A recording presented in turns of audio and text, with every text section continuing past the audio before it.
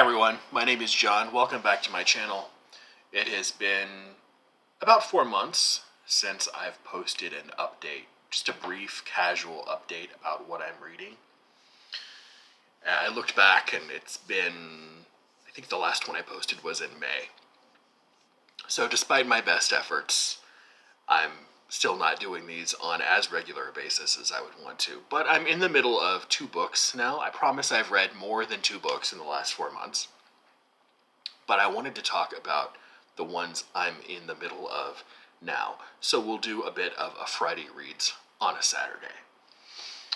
They are 2 books for Historathon, an ongoing year-long event that's going to ramp back up again on January the 1st.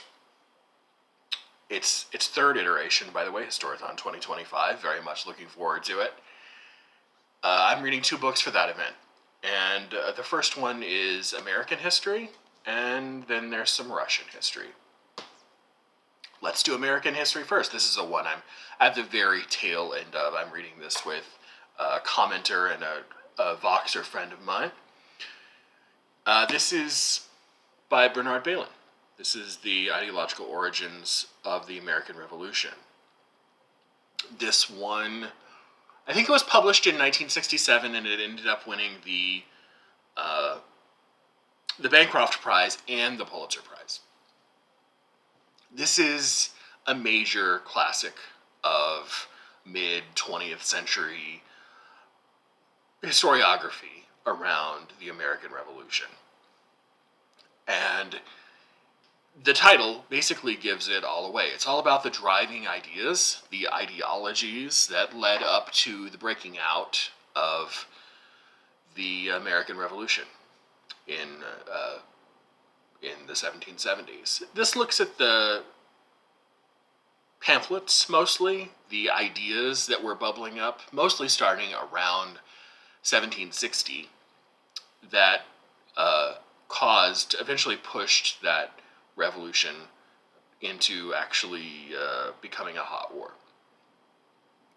So he looks at not so much the Greek and Roman influences that the initial revolutionaries had, but Bernard Bailyn is more interested in the ideas of the radical Whig tradition that comes out of England. The Whigs were a political party that was founded in the wake of the execution of Charles I, pretty sure, and sort of became more popular with the Glorious Revolution of 1688. And they were very, very, well, not only suspicious, but just downright didn't like absolute monarchy. They were pro something like a more a constitutional monarchy, and even more so, they were suspicious of the consolidation of power. They were really perceptive psychologists, I think, of the human experience. They knew how power creeped over time, how it would eventually creep from public life into people's private lives, as they saw it doing in England. They knew that sources of secular power, like the Parliament, the king, in their case George III, would form ties and alliances with sources of religious power, in their case the Church of England, and those are some of the major influences that he talks about in how the first revolutionaries thought about ideas, changing conceptions of what a constitution is, what liberty is, how bad democracy is. There were some people who were interesting parts of the conversation who thought that democracy was every bit as bad as an absolute monarchy, because it was just catering to the lowest common denominator, the rabble, the hoi polloi. But he's looking at ideas that eventually found their way into the Constitution, which is what the postscript of the book is all about, how these ideologies found their way into the American Constitution. So a really interesting book. The one thing I would say, maybe a couple of things, he's not a great prose stylist. His prose is a little unwieldy. It's hard to follow the through line of some of his thoughts sometimes. And also, what might be another problem for some people is that he assumes a familiarity with 18th century British politics that a lot of Americans in the year 2024 will not have. You know, if you don't know who Robert Walpole is, or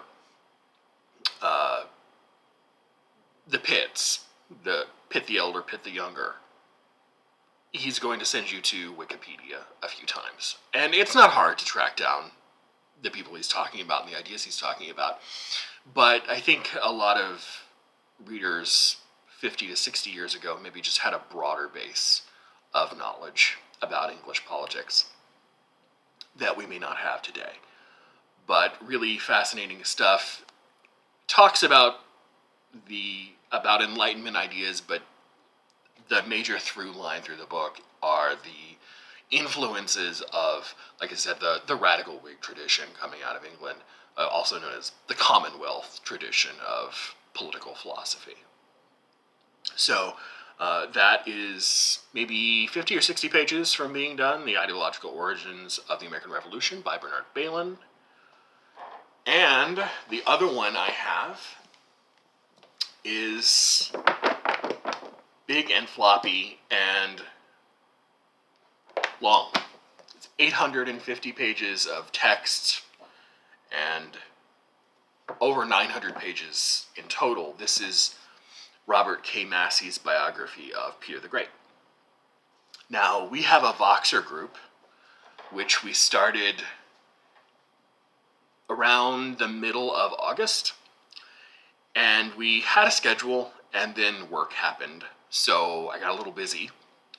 But I am around page 500 now, so a little less than 2/3 of the way through. But this is a fascinating book.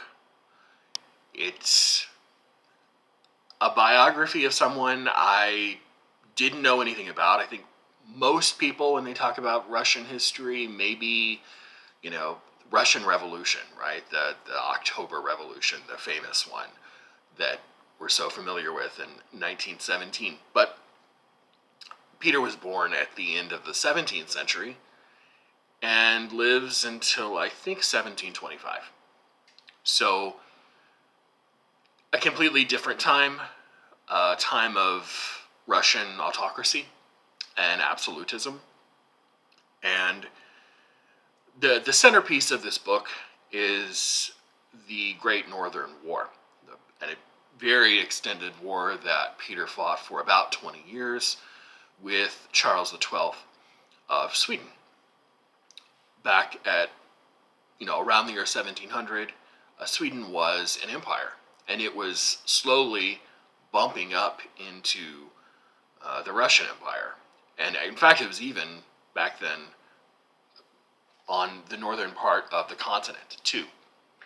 And this young upstart king, Charles XII, gets in an extended war. It's called the Great Northern War.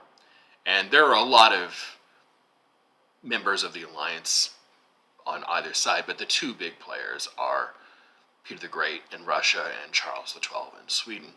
And I'm right up to, right now, the cusp of the Battle of Poltava. If there's one complaint I have about this, it is that maybe the middle third, at least, and maybe more, again, I'm only on page 500, is really heavy on military history. And a couple of people in the Voxer group have complained that military history is not their métier. I'm much more of a social, cultural history kind of person.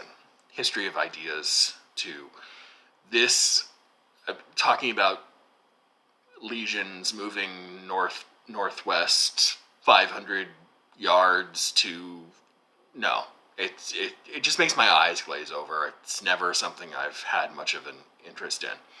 But hopefully when when the war ends, whenever that might be in the book, we will return to some fascinating stuff. It talks a great deal about the things that he did before the war breaks out, like the Great Embassy, which was an extended trip that Peter took along with a large entourage throughout Europe. Something like an 18-month-long adventure where he visited Holland and England, I think, and the court of Louis XIV in France. I'm much more interested in that type of stuff. So we'll see how this goes. It is, despite all the military history, still shaping up to be an absolutely spectacular book, which I will probably give full marks to. But we'll see how it goes. I will review both of these in due time, as I always do with everything I read. Let me know what you're reading in the comments below, and I will be back soon on Tuesday morning with my pile of possibilities for quarter 4 of Historathon 2024. And until then, I will see you later.